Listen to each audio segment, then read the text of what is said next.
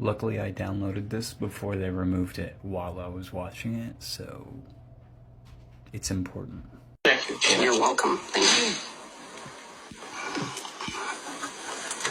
Floor is yours. So, good afternoon. Thank you very much for your time. I know there's lots of people that want to talk to you. I also want to thank your staff for being as kind as they are. You have a phenomenal staff here. Thank you for that. Thank you. So I want to get right into several topics, one of them being misinformation, the other one being Nuremberg Code. So 74 years ago, the Nuremberg Code came about as a result of the atrocities that occurred during the Second World War, specifically the Nazis with their genetic experiments on humans. And if you've read the Nuremberg Code, you would understand that as a result of all the countries, major players in the world signing this document, they were very clear that humans would never be forced to wear a mask, never forced to endure vaccines that weren't safe, or any treatment protocol that was not safe, and certainly not a genetic experiment.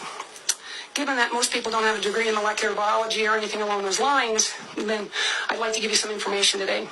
So, from my perspective and working as I do, it concerns me greatly that one of the precepts, not only in the Nuremberg Code, which stated very clearly, we're not going to be an experiment ever again, signed off for. It also gave the people power to hunt down the Nazi war criminals. And that has also been used in other instances to go after people creating genocide in their own countries, et cetera, et cetera. So the Nuremberg Code protects us. And it seems that that's been conveniently forgotten in the process of all of this, what's going on. The misinformation, when constitutional lawyers for the government advise the government officials that they're not violating people's rights under the Charters of Rights in our Constitution, but rather just pushing the boundaries, and that gives me a great cause for concern. The Constitution, the Nuremberg, were all written to protect the people from the atrocities inflicted upon them, whether it was a government or other people that had the authority to do so, or in their own minds thought they had the authority to do so. So when I listen to the radio, which I have to stop listening to, it concerns me that health units are unequivocally promoting a genetic experiment. This has never been done before in the history of mankind, where a foreign substance that mimics, but it doesn't, an mRNA strand that can possibly insert itself and permanently insert itself into the DNA of the human, that's unheard of. It's not... If you look at the statistics, if you look at anything that's going on, theirs is a reporting. It's a voluntary reporting center for professionals or others that want to tell people that I've had an adverse reaction, whether it's to a drug or a vaccine, whatever, a treatment. Well, theirs says that only 1% of people report. And as of last month, 13,000 people in the United States died directly from this jab. Now, in 1972, smallpox vaccine was discontinued. Now, most of us look like we're old enough to have had that vaccine, that nice little round dot you had on your shoulder. They discontinued it in 1972 for the following reason. There were some very few but serious side effects, including death associated with it, and after 26 people died of that vaccine, which had been in use for quite a number of decades, it was discontinued on the basis that 26 people had died from the smallpox vaccine. Wow. So if theirs is reporting 13,000 deaths directly attributable to the vaccine, and it's only 1% being reported, you multiply that by 100, you got 1.3 million people that have directly died as a result of this vaccine. Unheard of in the history.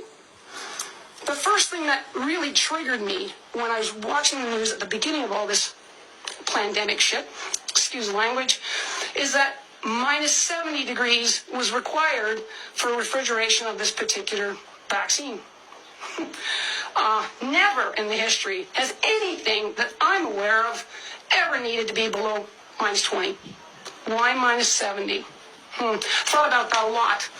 I've experienced with some of the people that live off the grid, and they have their own power generating, and they have all these electronic panels that automatically shut down at minus 49 to protect the electronics from the extreme cold. And I was in Calgary in January, I forget how many years ago, maybe 15 years ago, and I watched it all in action.